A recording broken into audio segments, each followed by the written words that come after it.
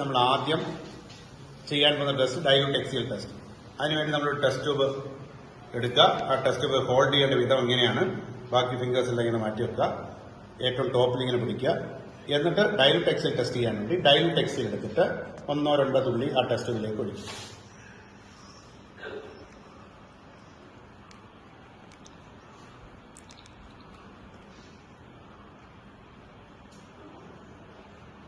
Okay, dilute എക്സിൽ എടുത്തിട്ട് ഇനി നിങ്ങളുടെ സാൾട്ട് അതിലേക്ക് ഇടുക. തന്നിരിക്കുന്ന സാൾട്ട് ഇത് 3-ാം നമ്പർ സാൾട്ടാണ്. ഏത് സാൾട്ടാണെന്ന് നമുക്കറിയില്ല. ഒരു ചെറിയ പിഞ്ച് ഓഫ് സാൾട്ട് ആ ടെസ്റ്റ് ട്യൂബിലേക്ക് ഇടുക. ഇടുന്ന നിമിഷം തന്നെ കണ്ണിന്റെ ലെവലിൽ വെച്ച് നോക്കും. അപ്പോൾ ഒരു ഞൊരഞ്ഞ് പതഞ്ഞ് പൊങ്ങിയില്ലേ, ബ്രിസ്ക് എഫറോസസ്. ഇത് കാർബണേറ്റിന്റെ പ്രസൻസിനെ കാണിക്കും. അപ്പോൾ നമ്മുടെ സാൾട്ടിൽ ആരുണ്ടെന്ന് മനസ്സിലായി, കാർബണേറ്റ് ഉണ്ടെന്ന് മനസ്സിലായി.